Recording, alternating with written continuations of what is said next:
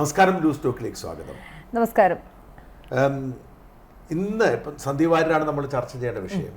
നമുക്ക് സന്ദീപ് വാര്യരിലേക്ക് കടക്കുന്നതിന് മുമ്പ് കോൺഗ്രസും CPM-ഓട് ചേർന്നൊരു ബന്ദ് പ്രഖ്യാപിച്ചിട്ടുണ്ട് വയനാട്ടിൽ ചൊവ്വാഴ്ചയാണ്.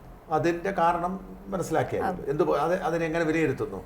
അടിസ്ഥാനപരമായി രണ്ട് വശങ്ങളും നമ്മൾ സംസാരിക്കേണ്ടതുണ്ട്. ഒന്ന്, കേന്ദ്ര അവഗണന എന്ന് പറയുന്ന ഒരു കാര്യത്തിനെ വെച്ചുകൊണ്ടാണ് UDF-ഉം LDF-ഉം സംയുക്തമല്ല, ആദ്യം UDF പ്രഖ്യാപിച്ചു, പിന്നീട് അത് LDF കൂടി പ്രഖ്യാപിക്കുന്നു. വയനാട്ടിൽ ഹർത്താൽ നടത്തുന്നു. കേന്ദ്രം അവഗണിച്ചു, ദേശീയ ദുരന്തമായി പ്രഖ്യാപിച്ചില്ല എന്നതാണ് ഇവരുടെ വാദം. പക്ഷേ അതിൻ്റെ അനാലിസിസിലേക്ക് അല്ലെങ്കിൽ അതിനെക്കുറിച്ച് സംസാരിക്കുന്നതിന് മുന്നേ എനിക്ക് പറയാനുള്ളത്, ഈ ഹർത്താൽ തന്നെ ജനവിരുദ്ധമായുള്ളൊരു നടപടിയാണ്. വയനാട്ടിലെ ജനങ്ങളെ സംബന്ധിച്ചിടത്തോളം അടിസ്ഥാനപരമായി അവർക്ക് വരുമാനം ഉണ്ടാക്കേണ്ടതുണ്ട്. ടൂറിസ്റ്റ് മേഖലയാണ്, സീസണാണ്, നവംബർ ഡിസംബർ മാസത്തിൽ. നമ്മൾ ഒരിക്കലും അംഗീകരിക്കാൻ പോലും പറ്റത്തില്ല ജനവിരുദ്ധമായൊരു നടപടിയാണ് ഹർത്താൽ. ഹർത്താൽ നടത്തി ഇതുവരെയും ജനങ്ങൾക്ക് ദോഷമല്ലാതെ ഗുണമുണ്ടായ ഒരു ചരിത്രമില്ല. അങ്ങനെ ഒരു ഘട്ടത്തിലാണ് വയനാട്ടിൽ എന്ത് വരുന്നത്? ഇവർക്ക് ആകെ അറിയാവുന്നത് എന്തെങ്കിലുമൊക്കെ ചെയ്യാനും, ഒന്നെങ്കിൽ ബഹളം വെക്കുക, തല്ലുക, അല്ലെങ്കിൽ ഹർത്താൽ നടത്തുക എന്നുള്ള രീതി മാത്രമാണ് എപ്പോഴും. കേന്ദ്ര അവഗണന ഒരു സത്യം തന്നെ ആണ്. അവരെ മോദിയൊക്കെ വന്നിട്ട് പോയിട്ട് വേണ്ടത്ര പരിഗണന ലഭിച്ചില്ല എന്ന് പറയുന്നത്. അവർ ഈ മറ്റേ നാച്ചുറലി നമുക്ക് സ്റ്റേറ്റിലേക്ക് തരുന്ന ദുരന്ത നിവാരണ ഫണ്ടാണ് ഞങ്ങൾ 360 കോടി കൊടുത്തിട്ടുണ്ടെന്നൊക്കെ പറയുന്നത് ശരിയല്ല. പക്ഷേ മനോജ് പറഞ്ഞ ഹർത്താലിന്റെ കാര്യം ഒന്ന്.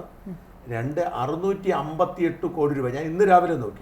658 കോടി രൂപ വയനാട് ദുരിതാശ്വാസവുമായി ബന്ധപ്പെട്ട മുഖ്യമന്ത്രി ദുരിതാശ്വാസ നിധിയിലുണ്ട്. അതെന്താ കൊടുക്കാത്തത്? അതെന്താ കൊടുക്കാത്തതെന്നുള്ള ചോദ്യത്തിന് ചോദിക്കേണ്ടതാരാണ്? പ്രതിപക്ഷം ഉൾപ്പെടെയാണ് ഹർത്താൽ നടത്താൻ പോകുന്നത് എന്നുള്ള. അടിസ്ഥാനപരമായി നമ്മളെപ്പോഴും പറയുന്നുണ്ട്, സർക്കാരിന് അല്ലെങ്കിൽ മുഖ്യമന്ത്രിയുടെ ദുരിതാശ്വാസ ഫണ്ട് എന്ന് പറയുന്നത് തികച്ചും സുതാര്യമായിരിക്കണം, അതിലെ ക്രയവിക്രയങ്ങളെല്ലാം തന്നെ സുതാര്യമായിരിക്കണം എന്ന് പറയുന്നു. ഇതുവരെയും അവർക്ക് ഭൂമി കണ്ടെത്താനായില്ല. അടിസ്ഥാനപരമായി അവർ അന്ന് നമ്മൾ ഒരുപാട് സംസാരിച്ചതാണ്. അടിസ്ഥാനപരമായി അവർ മുന്നോട്ട് വെച്ചിരുന്ന, ഞങ്ങൾ കുറച്ചുകൂടി കൂട്ടിയിട്ടിട്ട് ഫണ്ട് ചോദിച്ച ഒരു ഘട്ടം മുതൽ തന്നെ ഈ കേരള സർക്കാരിൻ്റെ നിലപാടുകളെ വളരെ സംശയത്തോടെ തന്നെയാണ് കേന്ദ്രം നോക്കിക്കണ്ടിരുന്നത്. ഇവർക്ക് ഇനിയും ഫണ്ട് ആവശ്യമുണ്ടോ? കാര്യം വയനാട് റീബിൽഡ് എന്ന് പറഞ്ഞ പേരിൽ കോടിക്കണക്കിന് രൂപ ഇതിനോടകം തന്നെ CMDF-ൽ വന്നു കഴിഞ്ഞിട്ടുണ്ട്. ഈ ഘട്ടത്തിൽ ഇത് കൊടുക്കേണ്ടതുണ്ടോ? കാര്യം ആ സുതാര്യതയുമായി ബന്ധപ്പെട്ടുള്ളൊരു പ്രതിസന്ധി തന്നെയാണ് ഇവിടെ എന്നാണ് ഞാൻ മനസ്സിലാക്കുന്നത്. എനിക്കൊന്ന് 600 ചില്ലുവാണ് വീടുകളാണ് ഇത് ബാധിച്ചിരിക്കുന്നത്. അതെ. 1 കോടി രൂപ വെച്ച് കൊടുക്കാൻ കാശായി. അതെ. 1. 2, എല്ലാവർക്കും വീട് വെച്ച് കൊടുക്കാൻ അതിനേക്കാൾ കൂടുതൽ ആളുകൾ റെഡിയാണ്. പിന്നെ ഇത് വളരെ എളുപ്പത്തിൽ തീരാവുന്ന പ്രശ്നമാണ്. ഈ ബന്ധുവും ഹർത്താലും കൊണ്ട് മുഖ്യമന്ത്രി വളരെ, എനിക്ക് തോന്നുന്നത് ഇതൊരു പൊളിറ്റിക്കൽ ഗിമിക്ക് തന്നെയാണ് സാർ. അതായത് അടിസ്ഥാനപരമായിട്ട് ഇവർ ഇനി ചെയ്യാൻ പോകുന്ന കാര്യം, ആരെതിർത്താലും ഞങ്ങളിത് ചെയ്യുന്നത്. ഇവിടെ ആരും എതിർത്തിട്ടൊന്നുമില്ല, നിങ്ങൾ ചെയ്തോളൂ എന്നാണ് കേന്ദ്ര സർക്കാർ പറഞ്ഞിട്ടുള്ളത്. ആരെതിർത്താലും ഞങ്ങൾ വയനാടിന് വേണ്ടി നിലകൊള്ളും എന്നുള്ള വീരവാദങ്ങളൊന്നും അടിക്കേണ്ട ആവശ്യം. ഒന്നാമത്തെ കാര്യം അടിസ്ഥാനമായി മനസ്സിലാക്കേണ്ടത് LDF-ന്റെ UDF-ന്റെ ആരുടെയും ഫണ്ടല്ല, ജനങ്ങളുടെ പുനരധിവാസം അല്ലെങ്കിൽ ദുരിതാശ്വാസ പ്രവർത്തനങ്ങൾക്കായുള്ള സർക്കാർ ഫണ്ടാണ്. ഈ ഫണ്ടുമായി ബന്ധപ്പെട്ടിട്ട് അവർക്ക് അതെടുത്ത് ചെയ്യാവുന്ന ഒരു തരത്തിലുള്ള ബുദ്ധിമുട്ട്. ഇനി ചോദിച്ചാലും മുഖ്യമന്ത്രി ഒരു വാർത്താ പ്രസ്താവന നടത്തിയാൽ ഇനിയും ഫണ്ട് വരാൻ സാധ്യതയുള്ളൂ. എനിക്കുണ്ടായ ഒരു ബുദ്ധിമുട്ട്, നമ്മൾ 1,12,00,000 രൂപ ഇന്നലെ ഞാൻ വീഡിയോ കണ്ടിരുന്നു. അത് 19-ാം തീയതി കൊടുക്കാനാണ് നിശ്ചയിച്ചത്. ഈ 19-ാം തീയതി വരെ നീട്ടിയത് പോലും ഈ തെരഞ്ഞെടുപ്പ് ചട്ടം ബാധിക്കാതിരിക്കാൻ പറ്റും. സത്യം പറഞ്ഞാൽ നമ്മളിത് എപ്പോഴാണ് നടത്തിയത്? നമ്മൾ സെപ്റ്റംബർ ഒക്ടോബറിലാണ് ശേഖരിച്ചത്. സെപ്റ്റംബറിലാണ് തുടങ്ങുന്നത്. എൻ്റെ സ്കൈഡ് അതിന്റെ ഒക്ടോബറിൽ തന്നെ കൊടുക്കാനായിരുന്നു പ്ലാൻ. കാരണം ഡിലേ ആവാതെ ഇതാ നിങ്ങൾ കാശ് പിടിച്ചു. നമ്മൾ 28 പേരെ സെലക്ട് ചെയ്തു. 5 ലക്ഷം 3,3 നമ്മൾ 1,12,00,000 എല്ലാ നടപടിയും ഉണ്ടായി. ഫണ്ട് എത്തിക്കഴിഞ്ഞപ്പോഴാണ് തെരഞ്ഞെടുപ്പ് പ്രഖ്യാപിച്ചത്. അത് കഴിയാൻ കാത്തിരുന്നിട്ടാണ് നമ്മൾ 19 കൊടുക്കാൻ തീരുമാനിച്ചത്. അപ്പോഴാണ് അന്ന് ഹർത്താൽ വന്നിരിക്കുന്നത്. അപ്പം ഞാൻ എൻ്റെ ഒരു വാശിയിലായിരുന്നു, ഞാൻ പോയിരിക്കും, കൊടുത്തിരിക്കുന്ന വാശിയിലായിരുന്നു. ബാക്കി വരുന്നവരെ വരട്ടെ എന്നുള്ള വാശിയിലായിരുന്നു. പക്ഷേ അങ്ങനെയാണ് ഞാൻ മുമ്പോട്ട് പോകാൻ തീരുമാനിച്ചത്. പക്ഷേ 2 കാര്യമുണ്ട്. ഒന്ന്, ഈ ഫണ്ട് മേടിക്കുന്നവർക്ക് വരാൻ പറ്റത്തില്ല എന്ന പ്രശ്നമുണ്ട്. 2, മേപ്പാടി പഞ്ചായത്ത് ഓഫീസിൽ വെച്ചാണ് നമ്മൾ നടത്താമെന്ന് പറഞ്ഞിരുന്നത്. അപ്പോൾ പഞ്ചായത്ത് പ്രസിഡന്റ് അടക്കമുള്ളവർക്ക് നിസ്സഹാവസ്ഥ. കാരണം അവരൊരു ഹർത്താൽ പ്രഖ്യാപിച്ചിട്ട് അവിടെ ഒരു പരിപാടി നടത്തുന്നത് അവർക്ക് ബുദ്ധിമുട്ടാണ്. കാരണം നമ്മളവിടെ ചെന്നാലും ഇത് ഏത് തരത്തിലാണ് എക്സിക്യൂട്ടീവ് വിചാരിച്ചത്? തദ്ദേശ സ്ഥാപനങ്ങൾ തന്നെ നമ്മളവിടെ പോയി അപ്പനോ അമ്മയോ ആരെങ്കിലും മരിച്ച 28 പേരെ സെലക്ട് ചെയ്തു. ആ 28 പേർക്ക് നമ്മൾ 11 പേർക്ക് 5 ലക്ഷം രൂപയും 12 പേർക്ക് 3.5 ലക്ഷം രൂപയും പണമായി തന്നെ 3 ലക്ഷം രൂപയായിട്ട് നമ്മൾ ചെക്ക് കൊടുക്കുക. വേറെ ഒന്നുമില്ല, അവർക്ക് കാശ് കൊടുക്കുക. അവരത് അവരുടെ പഠനത്തിന് മറ്റും ഉപയോഗിക്കുക എന്നുള്ളതാണ്. പക്ഷെ നമ്മൾ ഫംഗ്ഷൻ നടത്താൻ തീരുമാനിച്ചിരുന്നത് പഞ്ചായത്ത് ഓഫീസിലായിരുന്നു. പഞ്ചായത്ത് പ്രസിഡന്റ് അവരോട് സഹകരിച്ചാണ് നമ്മൾ ചെയ്യാൻ തീരുമാനിച്ചതും. അവർ നമ്മളോട് അന്വേഷണത്തിനും ആളെ കണ്ടെത്തുന്നതിനും എല്ലാവരും നമ്മളെ സഹായിച്ചു. പഞ്ചായത്ത് വളരെ നന്നായി നമ്മളോട് സഹകരിച്ചിരുന്നു. പക്ഷെ ഇപ്പോൾ പഞ്ചായത്തിന് പേടി. തീർച്ചയായിട്ടും LDF UDF ഹർത്താൽ നടത്തുമ്പോൾ അപ്പോൾ അവർ നാളെ ഓഫീസ് തുറക്കത്തില്ല, ആളുകൾ വരുന്നതിനെ കുറിച്ചുള്ള ഒരു പ്രശ്നം. ഞാൻ പറഞ്ഞു എൻ്റെ കാര്യം എന്നോട് ഫുൾ ബന്ധം. ഞാൻ പറഞ്ഞു എൻ്റെ കാര്യം വിടും, ഞാൻ വരും. എന്നെ സംബന്ധിച്ചുള്ള കാര്യത്തിൽ എനിക്ക് ധൈര്യമാണ്. ഏത് ബന്ധമാണെങ്കിലും പോകാൻ തീരുമാനിച്ചാൽ ഞാൻ പോകും, ഞാൻ പോയിട്ടുണ്ട്. അപ്പൊ ഞാൻ വാശിയില്ലായിരുന്നു. പക്ഷെ ഇവരാരും വരാതെ ഞാൻ അവിടെ ചെന്നിട്ട് കാര്യം, കുടുംബങ്ങൾ എത്തണമല്ലോ, അവരെത്തണമല്ലോ, പഞ്ചായത്ത് ഓഫീസ് പോകണമല്ലോ. അപ്പൊ അതുകൊണ്ട് മാറ്റി വെക്കേണ്ടത്. എൻ്റെ പ്രശ്നം വെച്ചാൽ ഞാൻ കൃത്യമായി പ്ലാൻ ചെയ്തു. എനിക്ക് അതേ ദിവസം തന്നെ, അതായത് നമ്മൾ 19-ാം തീയതി വൈകുന്നേരം തന്നെ കേസരി വാരിക അവരുടെ അവാർഡ് വിതരണമുണ്ട്. അപ്പൊ അതിന്റെ ഗസ്റ്റാണ് ഞാൻ. അവിടെ പ്ലാൻ ചെയ്തത്. അപ്പൊ ഞാൻ വിചാരിച്ചിരുന്നത് തലേദിവസം രാത്രി പോകുന്നു, രാവിലെ പോയി വയനാട്ടിലെ പരിപാടി പൂർത്തിയാക്കുന്നു, അപ്പൊ തന്നെ ഞാൻ തിരിച്ച് കോഴിക്കോട് വരുന്നു, കോഴിക്കോട് പരിപാടി വൈകുന്നേരം തിരിച്ചു പോരുന്നു. എനിക്കൊരു പകലേ നഷ്ടപ്പെടുത്തുള്ളൂ. 2 രാത്രി എന്നെ സംബന്ധിച്ചിടത്തോളം 2 എനിക്കിത് കോഴിക്കോട് പ്രോഗ്രാമിന് പോയിരിക്കാൻ പറ്റത്തില്ല. കാരണം ഇതുള്ളത് കൊണ്ടാണ് ഇത് കമ്മിറ്റ് ചെയ്തത്. അപ്പൊ ഞാൻ പരമാവധി പരിപാടി ഒഴിവാക്കുന്ന ആളാണ്. അപ്പൊ എന്തായാലും വയനാട് പോകുന്നുണ്ടെന്നാ പിന്നെ ഇവര് ചോദിച്ചപ്പോ പോയേക്കാന്ന് വെച്ചാൽ. പക്ഷെ എനിക്കിത് പോകാതിരിക്കാം, കാരണം വാക്ക് പറഞ്ഞു, പ്ലാൻ ചെയ്തു, അവർ നോട്ടീസ് അടിച്ചു. അപ്പൊ എനിക്കിപ്പം ഈ തദ്ദേശ സ്ഥാപനങ്ങളെല്ലാം പൂർണ്ണമായ സഹകരണം തന്നെയായിരുന്നു എല്ലാവർക്കും. അവര് തദ്ദേശ അവരെല്ലാവരും MLA ഒരു രക്ഷയുമില്ല. അതായത് MLAക്ക് ബുദ്ധിമുട്ടാവുമല്ലോ എന്ന് ഓർത്തിട്ട്, അതായത് നമ്മുടെ 2ാം ഘട്ടമുണ്ട്. നമ്മൾ ഫണ്ട് ശേഖരണമൊക്കെ കഴിഞ്ഞിട്ട് ആളുകളെ വിളിച്ചിട്ട് വെരിഫിക്കേഷൻ പ്രോസസ് ഉണ്ട്. അപ്പൊ ഞാൻ നിർദ്ദേശിച്ചത് ഈ ആളുകൾ വന്നിട്ട് അവർക്ക് കൊടുക്കാതിരിക്കുന്ന ബുദ്ധിമുട്ടാണെന്ന് ഓർത്തിട്ട് ഞാൻ പറഞ്ഞു, നമുക്കൊരു കാര്യം ചെയ്യാം, നമുക്ക് കൊടുക്കാൻ പറ്റുന്ന 28 എത്ര പേരാണ് അത്രയും പേരെ വിളിക്കാം. എന്നിട്ട് പക്ഷെ ബാക്കിയുള്ളവർ നമുക്ക് ഇതിൻ്റെ അകത്തുനിന്ന് കൊള്ളത്തില്ല, ഇനി ഉണ്ടാകുന്നുണ്ടെങ്കിൽ മാത്രം. പക്ഷെ നമ്മൾ അതുകൊണ്ട് സെലക്ട് ചെയ്തൊരു കുറേ പേര് വന്ന് എല്ലാവരും തന്നെ നമുക്ക് കൊടുക്കാൻ പറ്റുന്നവർ തന്നെയാണ്. ആ തരത്തിൽ നമ്മുടെ അന്വേഷണം കഴിഞ്ഞിട്ടാണ് വിളിച്ചത്. ആ പരിപാടിക്ക് സിദ്ദിഖ് വിളിക്കാതെ വന്നു. ഞങ്ങൾ അവിടെ ഉണ്ടെന്ന് അറിഞ്ഞിട്ട് സിദ്ദിഖ് ഞങ്ങൾ അവിടെ ചെല്ലുമ്പോൾ സിദ്ദിഖ് അതാ പിന്നാലെ വന്നിരിക്കുന്നു. അത്ര ആത്മാർത്ഥ. ഞാൻ എൻ്റെ ജീവിതത്തിൽ ഞാൻ ഒരുപാട് ജനപ്രതിനിധികളോട് അടുത്തിടപെട്ടിട്ടുണ്ട്. സിദ്ദിഖിനെ പോലെ ആത്മാർത്ഥമായിട്ട്, ഞാൻ ബാക്കി എല്ലാവരും മോശമായിട്ട് പറയല്ല, ആത്മാർത്ഥമായിട്ട് ജനങ്ങൾക്ക് വേണ്ടി ചെയ്യുന്ന ഒരു MLA ഞാൻ കണ്ടിട്ടില്ല എന്ന് പറഞ്ഞിട്ട്. ഒരു സംശയം കേട്ടോ, ഈ പണമായി കൊടുക്കാൻ തീരുമാനിച്ചു സാധാരണ എല്ലാവരും അതിന്റെ 2-3 കാര്യങ്ങളുണ്ട്. ഒന്ന്, അവിടെ ആവശ്യത്തിലധികം സഹായങ്ങൾ എത്തി. തുണിയായിട്ടും ഭക്ഷണമായിട്ടും വീടായിട്ടും ഒക്കെ എത്തി. ഇപ്പൊ സർക്കാരിൻ്റെ ഇത് 658 കോടി ഇരിക്കുന്നു. കേന്ദ്ര സർക്കാർ ഇനി കൊടുക്കുമെന്ന് പറയുന്നു, അല്ലെ കൊടുക്കണമെന്ന് പറയുന്നു. അപ്പൊ അവിടെ ഇനി അങ്ങനെ ഒരു ആവശ്യമില്ല. അവർക്ക് കിട്ടുന്നുണ്ടെന്നുള്ള 2ാമത്തെ കാര്യം. അവർക്ക് എങ്ങനെ പ്രഖ്യാപിക്കപ്പെട്ട് കഴിഞ്ഞ് കിട്ടും എന്തെങ്കിലുമൊക്കെ ആവശ്യം.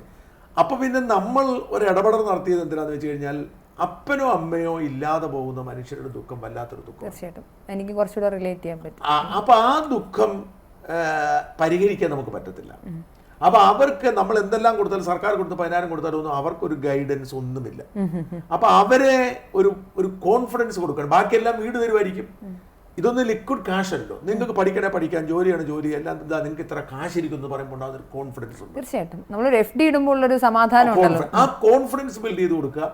ഈ പിള്ളേരെ നമുക്ക് ഏതെങ്കിലും തരത്തിൽ അല്ലാതെ ഒരു മെന്ററിങ് എന്ന നിലയിൽ ചെയ്യാൻ പറ്റുമെങ്കിൽ, നമ്മൾ നിർബന്ധിച്ചൊന്നുമില്ല. നമ്മൾ കൊടുക്കുന്ന ഈ ഗ്രൂപ്പ് നമ്മളോട് സഹകരിച്ച് അവരുടെ ഭാവിയിൽ അവരെ ഒരു എന്താ പറയുക പോസിറ്റീവായിട്ട് കൊണ്ടുപോകാനായിട്ട് പറ്റുമെങ്കിൽ ചെയ്യുക. നമ്മൾ അതിനൊന്നും ഒരു കരാറില്ല. അതിനൊക്കെ ഉദ്ദേശിച്ചാണ് നമ്മളത് പറഞ്ഞു. അല്ല, വലിയ പ്രയാസമാണ് ഇതെല്ലാം. പിന്നെ നാളെ അതിന്റെ കോംപ്ലിക്കേഷൻസ്. പിന്നെ എന്താ വെച്ചാൽ ഞാൻ എന്ത് കാര്യങ്ങൾക്ക് ഇനീഷ്യേറ്റ് എടുത്താലും ആരോപണം ഉണ്ടാവാനുള്ള സാധ്യത നോക്കും. കാരണം എന്താണെന്ന് വെച്ച് കഴിഞ്ഞാൽ, നാളെ നമ്മൾ പഠനം ചെയ്യുന്ന എന്തെങ്കിലും ഒരു കാര്യത്തിൽ കിട്ടിയില്ല, ഒരു കുട്ടി ആഗ്രഹിക്കുന്നു, കാശ് കിട്ടാത്തൊരു നാളെ പ്രശ്നമായി, ആ കൊച്ചു പരാതി പറയുന്നു.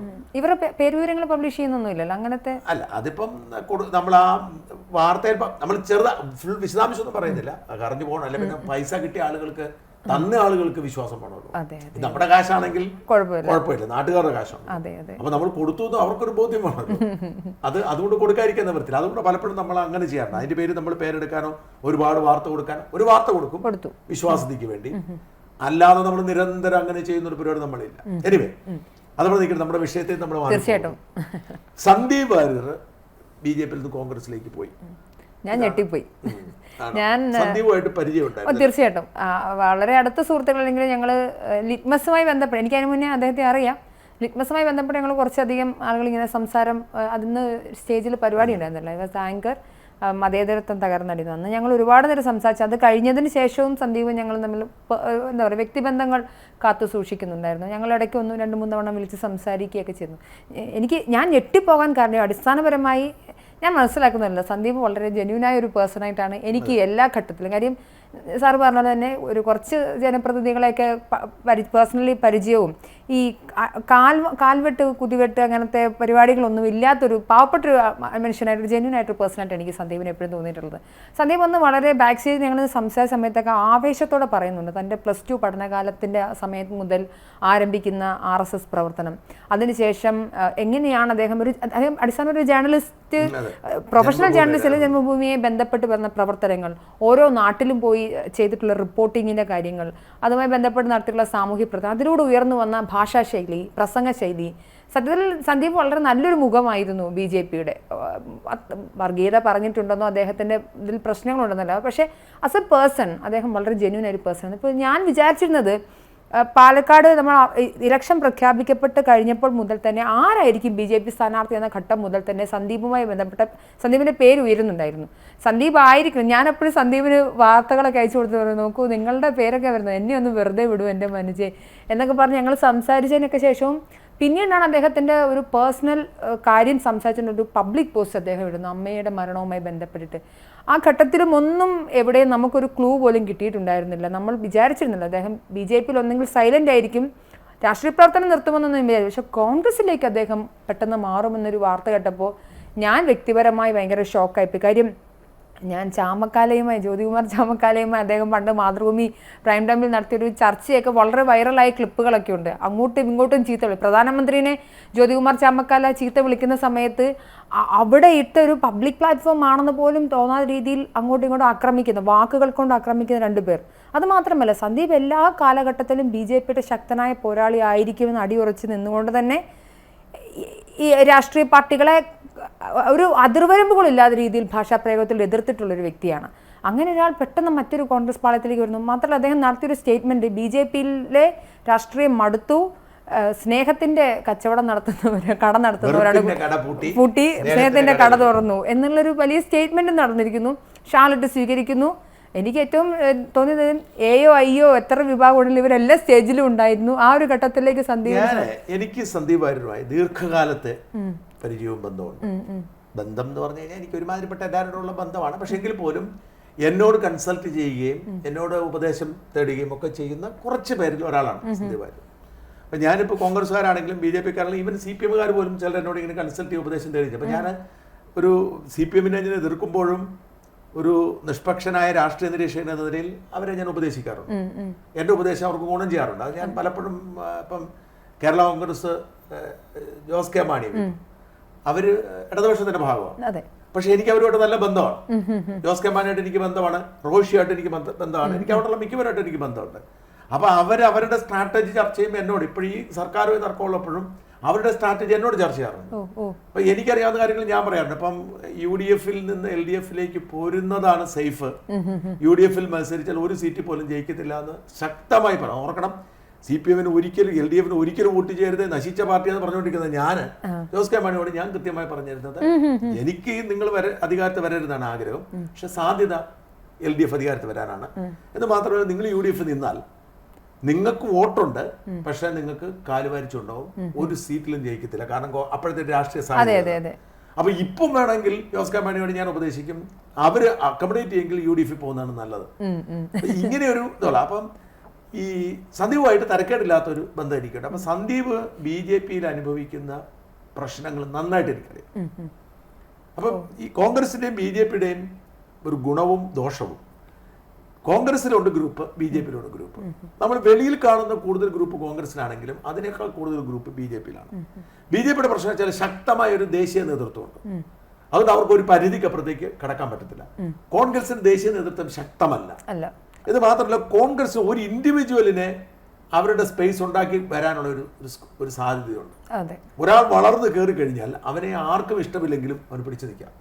ഈ അടിച്ചപ്പം പത്മജ വേണുഗോപാലിനെ പരിഗണിച്ചില്ല എന്നൊക്കെ പറയുമ്പോൾ ശ്രദ്ധിക്കുന്ന, പത്മജ കൂടി ഇൻഡിവിജ്വൽ എന്ന നിലയിൽ അവർക്കൊരു ഒരു ഗ്രിപ്പായിട്ട് വളരാൻ സാധിച്ചിട്ടില്ല.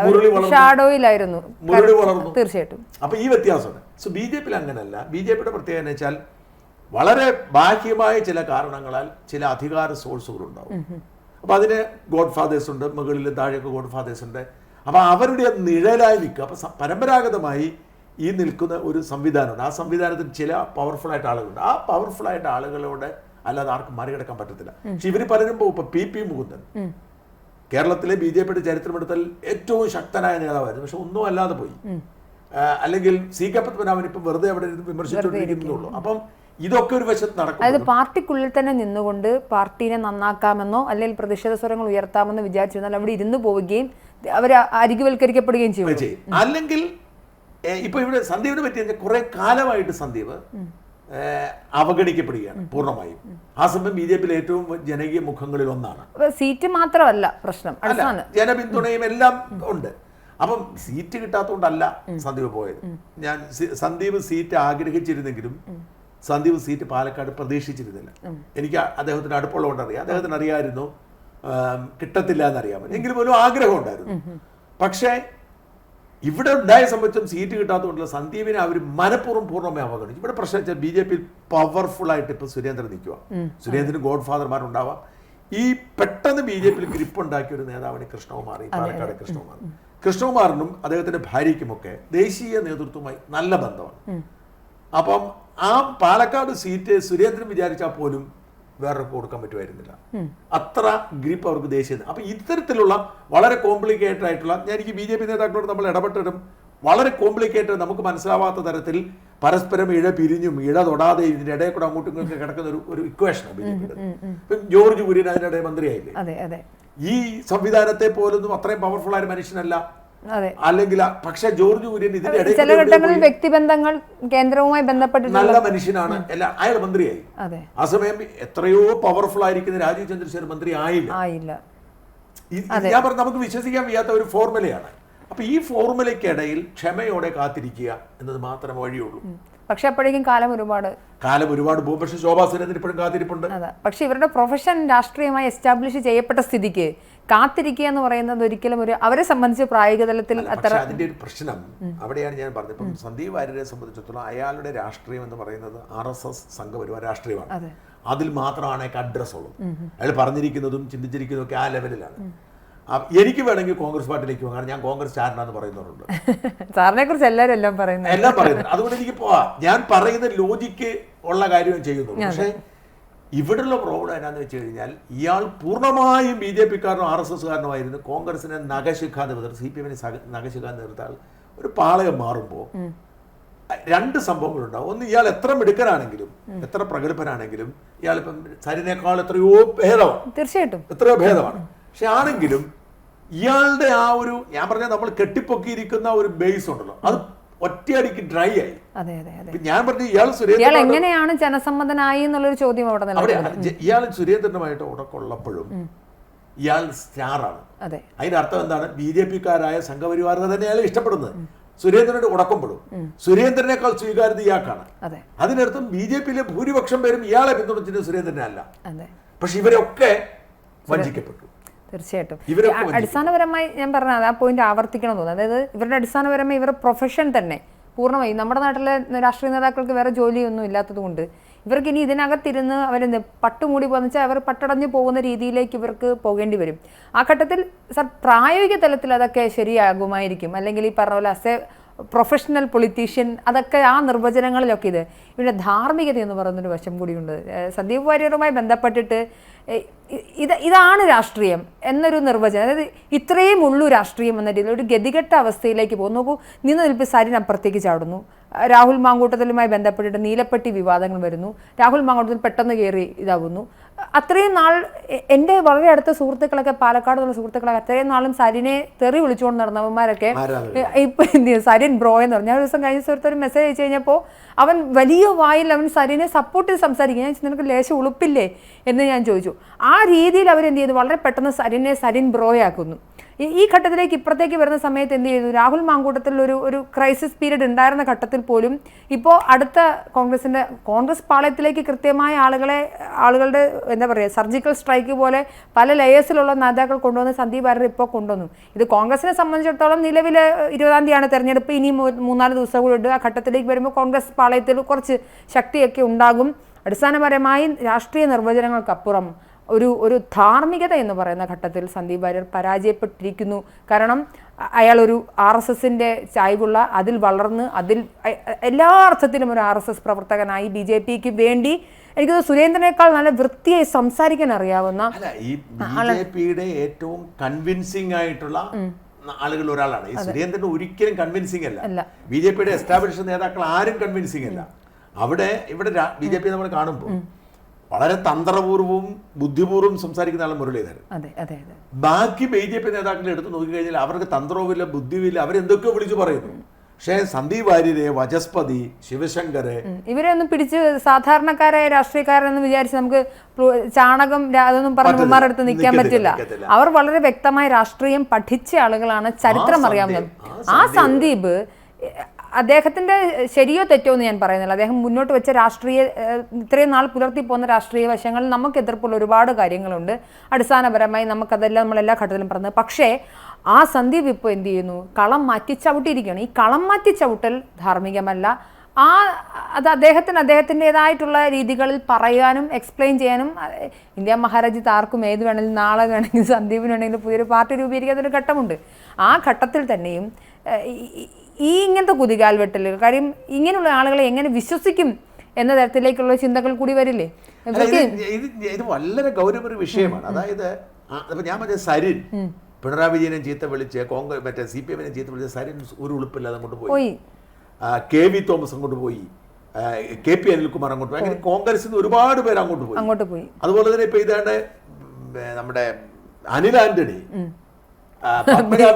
എല്ലാവരും BJPയിലേക്ക്.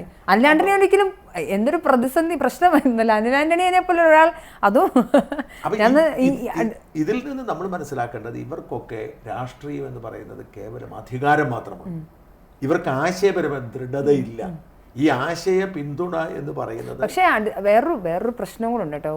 സന്ദീപ് അന്ന് എഴുതിയ പോസ്റ്റിൽ വളരെ വൈകാരികമായി തന്നെ അദ്ദേഹം പറയുന്നുണ്ട്, ഒരു ഘട്ടത്തിൽ പോലും പാർട്ടി എൻ്റെ കൂടെ നിന്നില്ല എന്നുള്ളത്. അല്ല, ആയിക്കോട്ടെ, ഈ പാർട്ടി നിൽക്കുമെന്ന് കരുതിയാണോ ഇയാൾ സംഘപരിവാറിനായത്?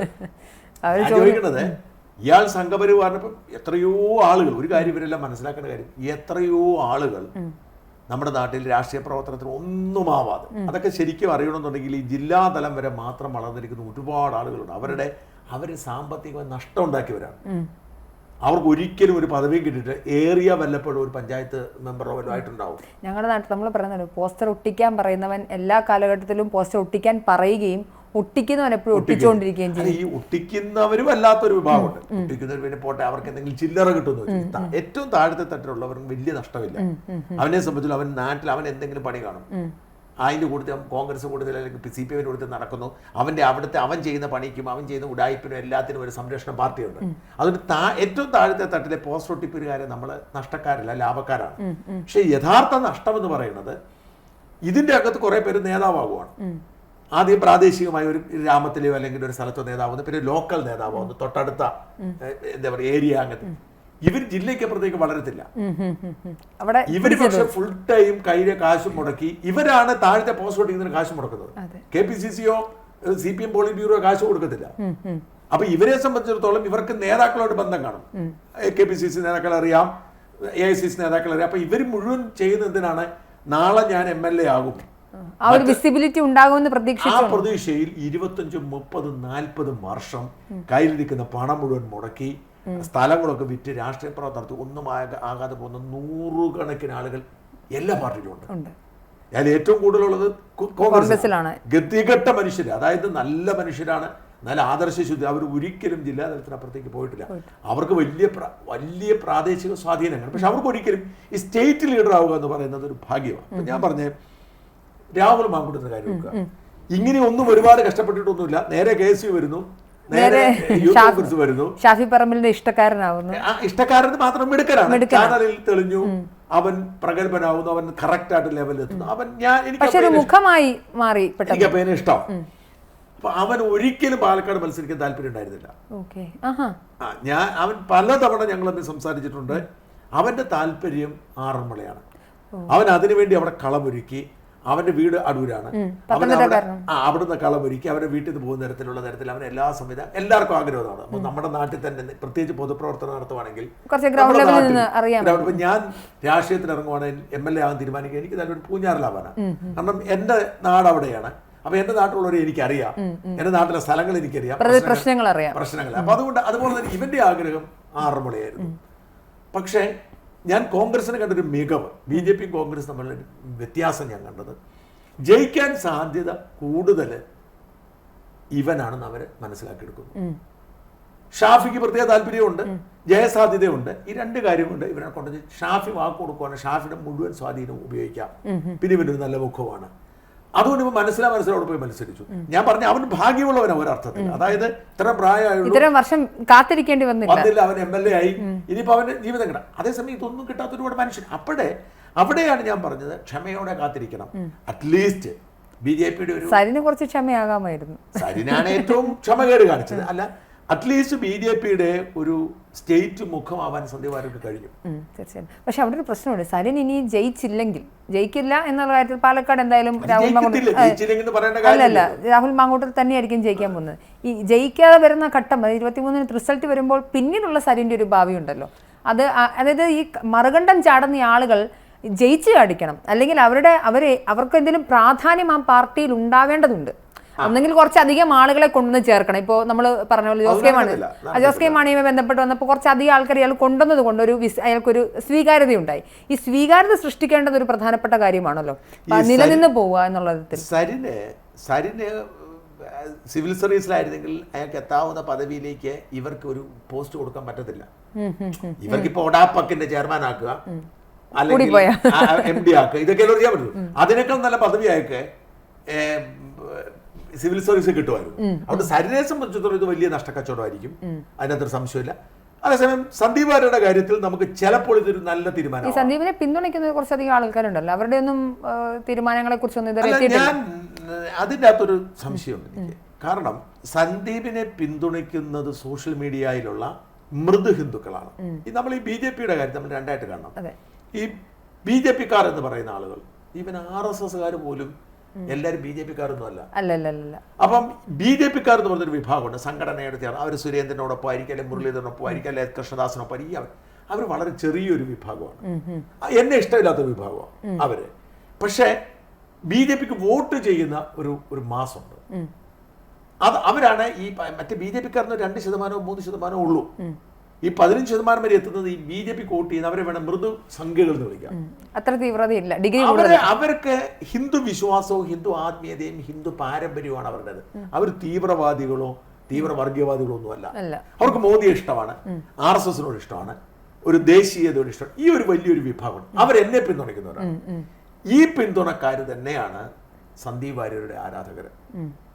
അതാണ് കാവിപ്പട അടക്കമുള്ള സോഷ്യൽ മീഡിയയിലെ ഗ്രൂപ്പുകളൊക്കെ ഈ സന്ദീപ് വാര്യർ. ഇവരെല്ലാം പോകും, കാരണം അവർ എടുക്കുന്ന നിലപാടല്ല സന്ദീപ് വാര്യർ. അതുകൊണ്ട് സന്ദീപ് വാര്യരുടെ കൂടെ അണികളുണ്ടാവുമെന്ന് വിശ്വസിക്കാൻ പ്രയാസമാണ്.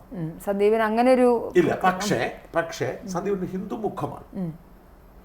പാലക്കാട് BJP നേരിടുന്ന ഒരു കോൺഗ്രസ് നേരിടുന്ന പ്രശ്നം, അവർക്കൊരു നല്ല ഹിന്ദു മുഖം ഇല്ല. കാരണം പാലക്കാടുള്ള VT ബലറാമും ഷാഫി പറമ്പിലും ശ്രീകണ്ഠനുമാണ്. ശ്രീകണ്ഠനാണ് പിന്നെ അപ്രതീക്ഷിതമായി കയറി വന്ന ഒരു നേതാവാണ്. പക്ഷെ ശ്രീകണ്ഠൻ MP ആ ലെവലിൽ അങ്ങ് പോവുകയാണ്. ബലറാമിനൊരു ഹിന്ദു മുഖം ഇല്ല. അദ്ദേഹം കടുത്ത ഒരു സംഘവിരോധിയാണ്. അതുകൊണ്ട് അദ്ദേഹം ഹിന്ദു വികാരം മൃദുസമീപനമില്ല. അപ്പൊ അദ്ദേഹത്തിന് മുഖമില്ല. ഷാഫി വളരെ തന്ത്രപരമായിട്ട് എല്ലാവരുടെയും കൂടെ നിൽക്കുന്നുണ്ട്. നല്ല നേതാവ്. ചില ആളുകൾ ഇൻബോൺ ലീഡേഴ്സാണ്. അവർ എന്ത് നിലപാടെടുത്താലും അവരെ ജനം ഇഷ്ടപ്പെടും. അവരുടെ നിലപാട് ശശി തരൂർ എടുക്കുന്നത് ശരിയായിരിക്കുമെന്നൊരു വിശ്വാസം. അതിനപ്പുറത്തേക്ക് നമുക്ക് ഇഷ്ടമില്ലാത്ത നിലപാട് ഇഷ്ടമാണ്. അങ്ങനെ ചില ആളുകളുണ്ട്, അവരുടെ നിലപാടോട് യോജിപ്പില്ല, പക്ഷെ അവരെ ഇഷ്ടമാണ്. അതെന്ന് പറഞ്ഞാൽ ലീഡർഷിപ്പ് ക്വാളിറ്റിയുടെ ഒരു അങ്ങേ തലക്ക് നിൽക്കുന്നവരാണ്. അതാണ് ഷാഫി. അതുകൊണ്ട് ഷാഫിക്ക് ഇൻഡിവിജ്വൽ നിൽക്കാൻ പോലും ഈ വോട്ട് ബാങ്കിനെ, ഹിന്ദു വോട്ട് ബാങ്കിനെ സ്വാധീനിക്കുന്ന മുഖമില്ല. അതുകൊണ്ടാണ് ഇവരിപ്പം എനിക്ക് തോന്നുന്നത്. പക്ഷേ രാഹുലും ഈ പറഞ്ഞ പോലെ രാഹുൽ എത്ര കാലം പാലക്കാട് ഫോക്കസ് ചെയ്യുന്നുണ്ടാവും കരുതാൻ പറ്റത്തില്ല. കാരണം ബേസിക്കലി പാലക്കാടുകാരനല്ല. ഞാൻ ഇപ്പോഴും വിശ്വസിക്കുന്നത്, ഒരുപക്ഷെ അടുത്ത നിയമസഭാ തെരഞ്ഞെടുപ്പിൽ പോലും എനിക്ക് എൻ്റെ ഒരു വിശ്വാസം, അവരൊരു നല്ലൊരു സ്ഥാനാർത്ഥി ഒരുപക്ഷെ സന്ദീപ് വാര്യരാവാം. ഒരു സ്ഥാനാർത്ഥിയെ റീപ്ലേസ് ചെയ്ത് ഷാഫി ആറന്മുളയ്ക്ക് വരുന്നതാണ്. കാരണം പക്ഷെ അങ്ങനെയാണെങ്കിൽ അദ്ദേഹം അങ്ങനെ സാധ്യത ഉണ്ടെങ്കിൽ ഉറപ്പായിട്ടും സന്ദീപിന് നല്ലൊരു സ്കോപ്പും തീർച്ചയായിട്ടും. കാരണം വെച്ചാൽ തെരഞ്ഞെടുപ്പിൽ ഓരോ മണ്ഡലവും വെച്ചാണ് വിലയിരുത്തുന്നത്. അപ്പൊ പാലക്കാട് സന്ദീപ് വാര്യരെ വെച്ച് പാലക്കാട് BJP ആയതുകൊണ്ട് ഹിന്ദുമുഖം ഇല്ലാത്തത് ഹിന്ദുമുഖം അവിടെ കൊണ്ടുവച്ചത് ആ ഒരു BJPയുടെ അതിപ്രസരത്തെ എതിർക്കാൻ വേണ്ടിയാണ് ഇവരോട് കൊണ്ടു നിർത്തിയത്. ഈ 1.5 കൊല്ലം കൊണ്ട് നല്ല കോൺഗ്രസ്സുകാരനായി ഇയാൾ മാനസാന്തരപ്പെട്ടാൽ സന്ദീപ് വാര്യർക്ക് പാലക്കാട് മത്സരിക്കാം തീർച്ചയായിട്ടും. അതേസമയം സിറ്റിംഗ് സീറ്റ് വേണമെന്ന് പറഞ്ഞ് രാഹുൽ മാങ്കൂട്ടത്തിൽ ബലം പിടിക്കത്തില്ല. അദ്ദേഹത്തിന് താല്പര്യം ആറന്മുള. ഇത് മാത്രമല്ല, ആറന്മുള പിടിക്കാൻ രാഹുൽ മാങ്കൂട്ടത്തിനെ പോലൊരു സ്ഥാനാർത്ഥിയെ ഇല്ല അവിടെ. അവിടെ ശിവദാസൻ നായരോ ടീംസ് ഉണ്ട്. അവരൊക്കെ പോയി അവകാശം ഉന്നയിക്കും. അവർക്ക് അവകാശം ഉന്നയിച്ചത് തോറ്റുപോകും. അപ്പൊ ഒരു സാഹചര്യമുണ്ട്. അപ്പൊ ഞാൻ പറഞ്ഞ നാളെ അങ്ങനെ സംഭവിക്കാം. കാരണം ഈ അതാണ് വ്യക്തിപ്രഭാവത്തിനപ്പുറമായി എന്തു ഗുണം ഈ മുന്നണിയിൽ നിന്നതുകൊണ്ട് എന്തു ഗുണമെന്ന് നാളെ വിലയിരുത്തുമ്പോൾ ഈ സന്ദീപ് വാര്യരുടെ ഈ ഒരു പെർസ്പെക്റ്റീവുള്ള അനലൈസിസ് എന്തായാലും കോൺഗ്രസിനെ സംബന്ധിച്ചിടത്തോളം ഒരു മുതൽക്കൂട്ട് CPM-ൽ പോയാൽ തിരിച്ചടിയാണ്. സന്ദീപ് വാര്യർ പോലും സരിൻ പോലും കോൺഗ്രസ് അടിഞ്ഞു പോവുകയുള്ളൂ. കോൺഗ്രസ് വന്നാൽ ഇൻഡിവിജ്വലി കോൺട്രിബ്യൂഷൻ നടത്താൻ ശേഷിയുണ്ട്, ക്ഷമയുണ്ടാവണം.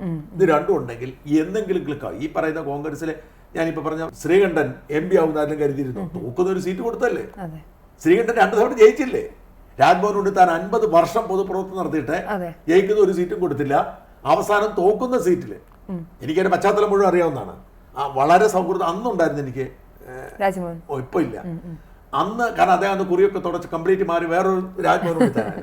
അന്ന് അദ്ദേഹത്തിന് സീറ്റ് കൊടുക്കുന്ന സമയത്തും കിട്ടുന്ന സമയത്തൊക്കെ നിരന്തരം കമ്മ്യൂണിക്കേറ്റ് ചെയ്യുന്ന ഒരാൾ ഞാനായിരുന്നു. ഏറ്റവും ആദ്യം ഇന്റർവ്യൂ വന്ന എനിക്കാണ്.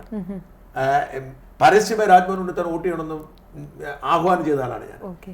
അതെന്തിനാ വെച്ചാൽ 50 കൊല്ലം തൊഴിൽ നടത്തിയിട്ട് ഒരു MLA പോലും ആകാതെ മനുഷ്യന്റെ ജീവിതം അവസാനിക്കാൻ നേരത്തെ ഭ്രാന്തിന്റെ വക്കിലെത്തിയപ്പോഴാണ് അന്ന് മുല്ലപ്പള്ളി രാമചന്ദ്രനാണ് അയാളെ സഹായിച്ചത്.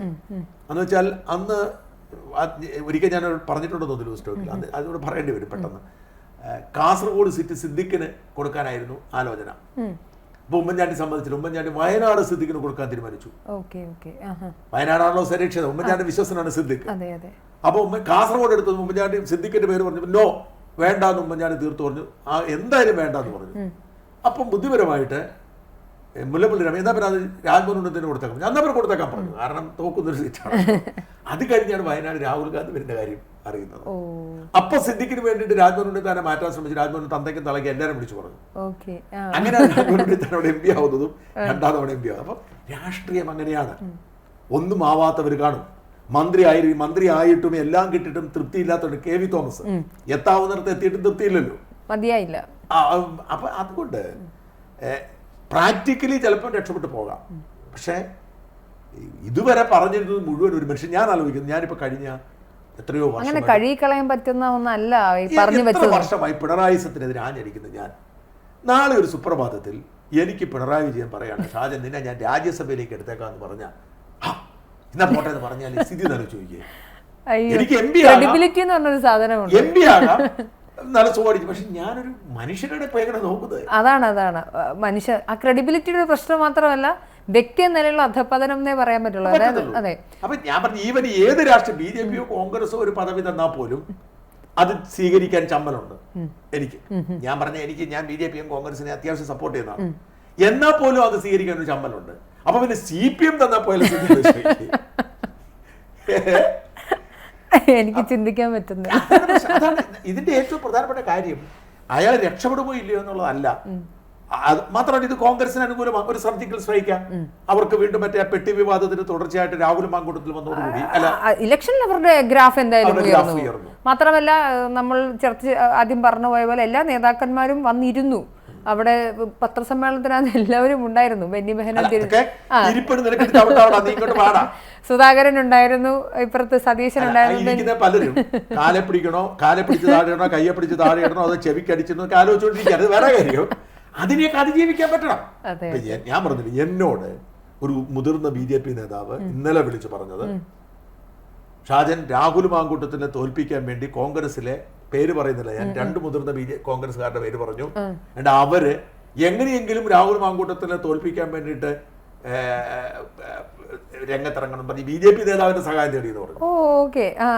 ഇതൊക്കെ അങ്ങോട്ടും ഇങ്ങോട്ടും നമ്മൾ വിചാരിക്കുന്ന തരത്തിലുള്ള കാര്യങ്ങൾ പോകും. ഇതൊന്നും വ്യക്തിയോടുള്ള വിരോധം ഇതൊന്നും ആത്യന്തികമായി ഒരു തെരഞ്ഞെടുപ്പിനെ കാര്യമായി ബാധിക്കും. നല്ല സ്ഥാനാർത്ഥിയെ കണ്ടെത്തിയാൽ ഇപ്പൊ നല്ല സിനിമ വിജയിക്കാറില്ലേ, നല്ല കഥയുള്ള സിനിമ കൂവി തോപ്പിച്ചാലും നടക്കത്തില്ലല്ലോ.